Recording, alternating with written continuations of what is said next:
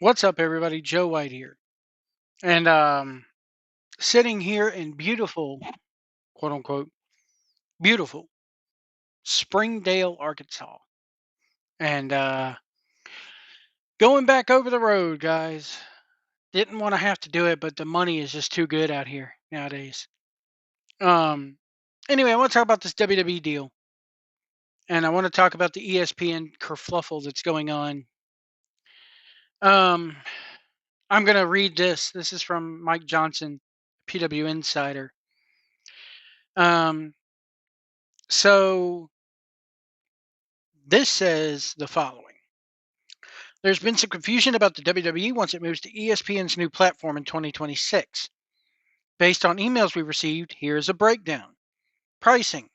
All accounts that are ESPN service will cost $29.99 a month, $299.99 a year, with the WWE events being included in that cost.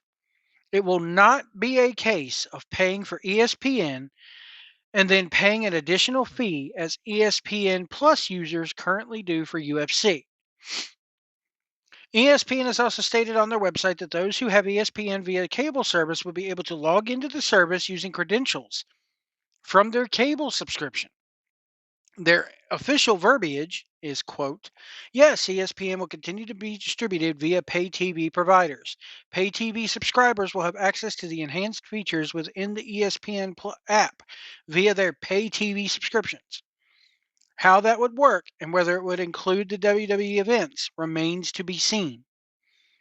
What is included? There will be 10 pay-per-views or PLEs included, as well as potentially the pre-show and post-show broadcasts. Some of the WWE events will air on ESPN's linear channel, which is on cable. But which those of those events, what those events are, has not been announced. Won't be announced anytime soon. What is not included?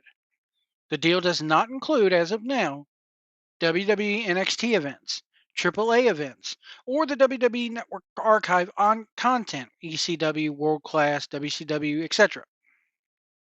It is entirely possible WWE would attempt to strike deals for the aforementioned content with Peacock, Netflix, or another service.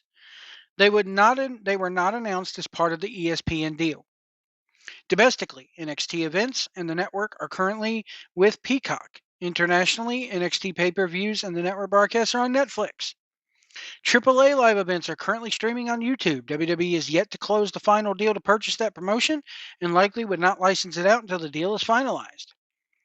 WWE has begun adding material from their WWE and WCW libraries to quote unquote vault YouTube channels with plans to add ECW and potentially other channels down the line. So it may be that that is where what had been available on the WWE network migrates, but we'll have to wait and see. Now,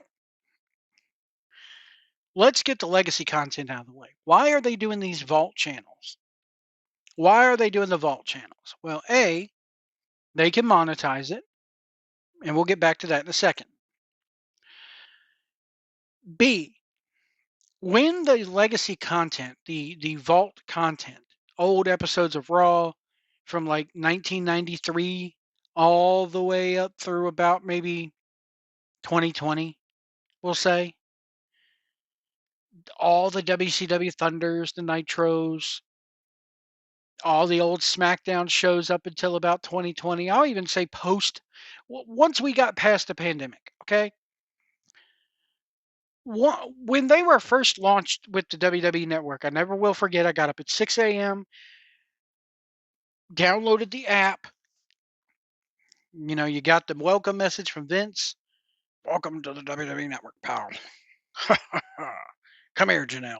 Anyway, um, and you know, could watch everything on there. And there were a number of podcasters out there who would go, you know, hey, today we're going to review this episode, tomorrow this episode, and they would go in order. Well, it doesn't take that long to do that. Um, so once those got out of the way, and once people got their fill of that legacy content, that attitude era content, if you will, They stopped watching it. I guarantee you, if we got a breakdown of the top 10 shows on Peacock that are WWE related, none of those old Raws are on there. None of those old episodes of SmackDown would be on there. None of the old NXT shows are on there. Now, granted, I mean, the same thing goes for Netflix. Since they migrated over to Netflix, Netflix now has a lot of the classic Raw content. That stuff's not in the top 10. Nowhere near it. Nobody's watching it anymore. Every now and then I'll get a wild hair up my butt and I'll start from the beginning of 98 and go to the end of 98 or 99 or whatever the case may be, but it's not often that that happens. So WWE got smart and said, hey, this content is not making us any extra money. You know what makes them money as far as the network stuff goes? Pay per views, PLEs, NXT shows, stuff like that. Documentaries, maybe. Okay? No one's going on there hardly ever anymore and watching the Attitude Era Raw. So they said, here's what we can do. We can put that up on YouTube. It's already edited to where it abides by their algorithm. They've already bleeped out all the cuss words and blurred out all the you know what's and everything else. We can just slap it on there and people can watch it at their leisure and we can make money off of it again. It's smart. It's really smart of them to do this. So, what is not smart is this $30 a month price tag. Because I can remember growing up, pay per views were, it was 19.99 for the in your houses, and then the big four would cost you 30. Then it got to be everything was 30. Then it got to be everything was 35. Then I think it topped out at 40. Then it got to where everything but WrestleMania was $40. WrestleMania would go up to 50. Then everything went up to 45.99 and WrestleMania went up to 60. I don't know that WrestleMania even still airs on traditional pay-per-view. I think it does. I don't know what the pay-per-views go for nowadays. Then it also got to the point where you could pay $60 to get it in HD, but if you wanted it in standard def, it was still only 35 or 40 or whatever, 49. I don't know. You might as well go back on traditional pay-per-view at this point. Oh, wait, cable and satellite are dead, so that's not going to work once everybody's cut the cord. So this ESP has to be on an app somewhere. Everything's got to be on an app.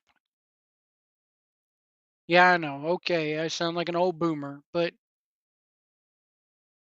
the point is, if you with the way these kids are today, if you try to put something on regular television like on in demand, which in demand doesn't even exist anymore, it's going to flop. And I've seen so many comments today going, I might as well just reorder the pay-per-views. Well, guess what you can do? You could go on the app the day of, pay your $39.95, and then cancel the subscription. I mean, why you would want to do that, I don't know. Maybe since I have not cut the cord yet. Maybe they'll include this as part of my rights fees for ESPN. I doubt it. I would not be surprised if they tell you, oh, yeah, linear TV, you get everything but that. But if you want to watch this WWE stuff, you got to pay. Or, hey, you got to pay $15 to watch it on top of what you already pay your cable company. They're going to make money off this somehow. Nobody's just going to get it for free. Okay? I guarantee you this business of, oh yeah, you can log in and get all your ESPN services right there using your TV credentials is not going to work for these WWE shows. I would be shocked and amazed if it turns out that way. And so they had the pay-per-view prices, $60 for WrestleMania, $70 for WrestleMania in HD, and you pay your $15-$20 throughout the $35 throughout the year for your pay-per-views. It gets charged to your cable bill. And then they went to the WWE Network and it's $9.99. And it spoiled everybody. Then they went to Peacock. Peacock, I don't know what their pricing is. I get it for free because I'm a Comcast subscriber. I haven't had to pay anything extra for a WWE pay-per-view since they've been on Peacock. Now they're going to go to ESPN and charge $34.99. Come on. That is, and you know what? Here's the thing. They got that ESPN money. They got that Mickey Mouse Disney money because that's who owns ESPN is Disney. They got Bob Iger. You know, they are firmly latched. They got their lips on Bob Iger's butt right now. They got that I don't give a damn money coming from the ESPN. They got money also coming from the Peacock deal. They got money coming in from the Netflix deal. They got money coming in from the CW. Probably way less than what people think, but still. When you got that many irons in the fire, you don't care whether they watch you or not. They don't care whether or not people subscribe. You're gonna ram it down your throats and tell you to go ahead and subscribe to it. And they hope you do. Because that gets them a bigger deal next time the negotiation table gets brought up. But this whole business of it's going to drive more people away, and they're not going to care. WWE does not care whether you watch or not. They got your money already in the form of a check from ESPN. I guarantee you there is nothing in that contract that says if you can prove that people are signing up because of you, we will write you an X amount of bonus. No. The money is what the money is. And that's what they'll get, regardless of how many people sign up. That's why the Netflix deal was so sweet for them. Anyway, let me know what you guys think about all this in the comments below. We will see you down the road. I'm not home right now. Please leave a message after the beep. Beep.